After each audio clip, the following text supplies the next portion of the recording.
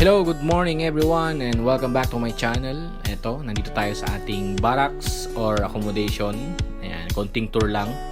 Diyan si Sir Ryan, dito ako at yung kasama namin ay si Sir Rolando. Ayan, so patayin natin ang ilaw at lalabas na tayo. As usual, kung ano yung lagi nating ginagawa every morning ay walking.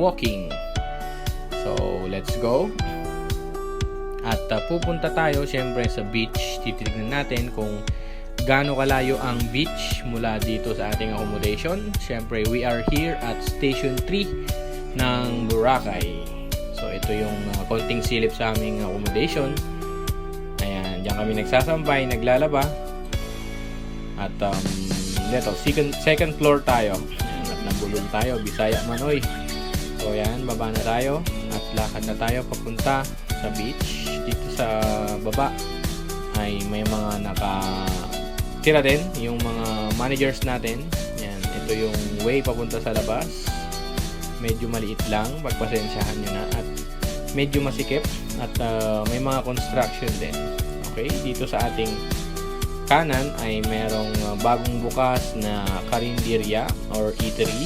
Sa labas kaliwa naman natin ay Tebans. Yan, merong Lapas Batchoy and Tapsilogan. Okay, so paglabas natin, kanan tayo. Yan, lakad tayo papunta sa beach. Siyempre, ano ba yung mga makikita mo dito paglabas mo? Merong kainan, merong mga grocery store, mini mart, at laundry shop. Kasi yan yung mga pangunahing kailangan ng mga tao dito, especially sa ganitong klase ng island or ang tinatawag na resort island. So ito yung isa sa mga pinakakilala pagdating sa Southeast Asia and even sa buong mundo, ang Boracay. So dito naman may mga bar, yan. And doon sa kaliwa, diyan kami madalas umiinom minsan ni Sir Ryan at ang ating mga tropa dito sa Mandarin Bay. Dito naman merong Johnny's Burger. Minsan dyan din ako kumakain pagka nagugutom or day off ko, tinitikman ko. Dito naman sa aking kaliwa ay may mga bilihan ng mga household furniture and household things. Ayan, mga plastic. Ayan. So dito, makikita nyo merong undocs din dyan at kainan. And dito sa ating kaliwa, syempre, ang Station 3. Yan, papunta na tayo sa Station 3. Ayan. So, ito yung lagi kong ginagawa every morning. Lakad from accommodation. And then, lakad papunta sa beach. And then, pag minsan, ay naliligo din tayo. So, dito, makakita ka rin ng mga iba't ibang resort or like something like Apartel. Village Garden, pwede kayong mag-rent dyan. Mas mura yata yung room kumpara sa mga 5-star or 4-star hotel. Okay?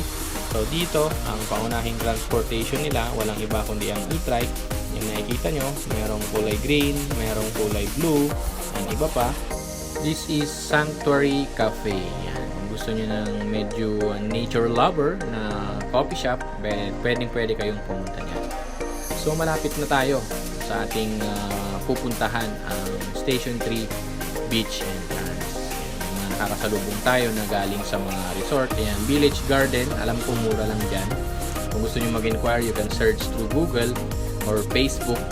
Yan, pwede kayong pumunta. Okay?